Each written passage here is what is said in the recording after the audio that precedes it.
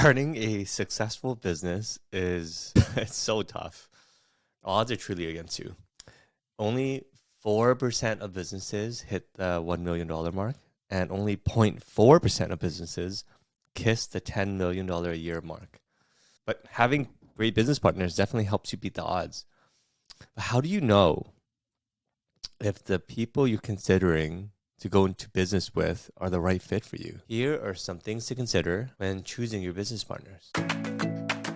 Welcome to the KayaCast, the podcast for cannabis businesses looking to launch, grow, and scale their operations. Each week, we bring you interviews with industry experts and successful retailers, plus practical tips and strategies to help you succeed in the fast-growing cannabis industry.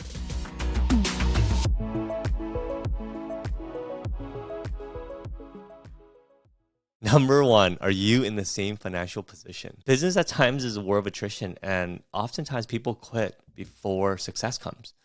It may take some time before the business makes enough cash to pay its owners. How long can you and your business partners sustain financial hardship? We started our business in 2012, and for the entire first year, we drew nothing out of the business. We raised a small round of financing, and we had very little revenues at that time. So we invested every single dollar back into the business, and it wasn't until the second year that we were able to pay ourselves $1,000 a month. Gosh, those are some lean years. Let's just say that we ate a lot of 99-cent pizza at that time. It wasn't until the third or fourth year that we were able to pay ourselves a normal salary, and by normal, I mean $20 an hour, which is a far cry from what I was making as a CPA. I remember my dad lecturing me about quitting my job. I was on track to be a partner, all these things to make $20 an hour. But that's a story for another time. We wouldn't have been able to survive if me or one of my business partners couldn't sustain this financial hardship. Luckily, we were all on the same page, and that's the benefit of having strong partners is you're married financially, you're all on the same page, and you have each other's back. So no matter what, we're on the same boat. We're going to the moon. And we're in this together. Are you and your potential business partners in the same financial position?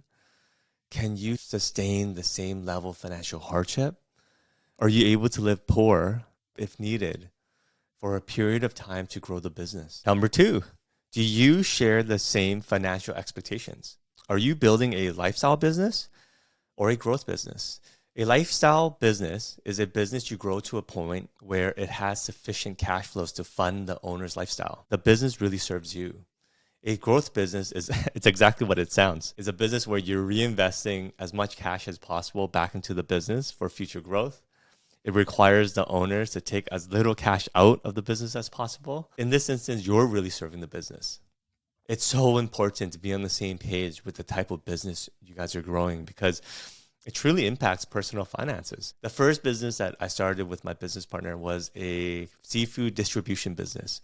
We bought Dungeness crabs from Prince Rupert and shipped it all the way down to LA. We learned so much about this business. We had a lot of success and we had a lot of failure. We had shipments where we didn't make any money, and we had shipments where we made $20,000, $30,000.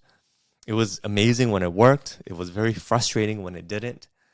I remember sitting down with my business partner and we're talking about, hey, is this the right business for us? Is this the right business for what we want? In the seafood distribution business, you have really no control on supply. You always have to buy from your suppliers. You have no control on the market price at all. And you were dealing with perishable goods. You were dealing with live Dungeness crabs, which was very difficult. For us, it was more of a lifestyle business. You can generate a lot of cash flow in this business to fund an amazing life, but it was really hard to grow this business to 100 million.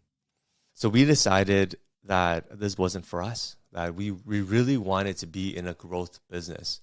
So we sold our shares to our other business partners and we went into software. Are you and your business owners on the same page with the type of business that you want to grow? Are you growing a business to fund a lifestyle, or do you want to grow an empire? And are you on the same page with the financial sacrifices that it takes to get there? Number three, do you share the same drive to win? Nothing's worse than one partner wanting it more than the other partner, or one partner working harder than the other partner? Are you on the same page with how many hours you're committing to the business? I started an accounting firm with 2 other business partners in 2009, and I was all in. I quit my job and I was ready to start from nothing. But my 2 other business partners weren't as ready. They wanted to keep their jobs. We foolishly thought this could work. And, the idea was for them to help with business development and grow the clientele base to a point where it's big enough for them to quit their jobs and take over their clients. I thought, hey, why not? Let's go. We all can do business development and just grow this. It didn't take very long before I thought to myself, why do I need you guys? Why am I the only one living poor? Why am I the only one all in? And why can't I just do this on my own? There wasn't really any support system that we've created. It's really important that if you're starting a business with other partners, that things are equal and there's a support system there. And I saw myself just working in this business by myself. And it didn't make sense to me that all major decisions we had to make collectively. It just didn't work out. And that it was a huge lesson learned for me in my future business ventures that all of my partners, we all need to be in the same boat. And we all need to share the same commitment level to the business. Creating a successful business is tough. It is difficult. Only 0.4% of businesses ever touch $10 million of revenue a year. It's very difficult to get to that point, and it's damn near impossible if you don't have committed partners. I just don't think it'll ever work out.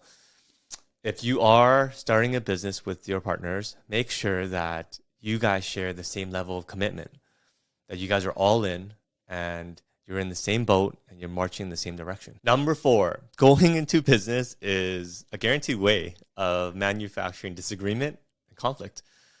And that's why people often say you should never go in business with your friends or your family, because you're guaranteed to disagree with each other. In my opinion, if you're not disagreeing during this process, you're not doing it right.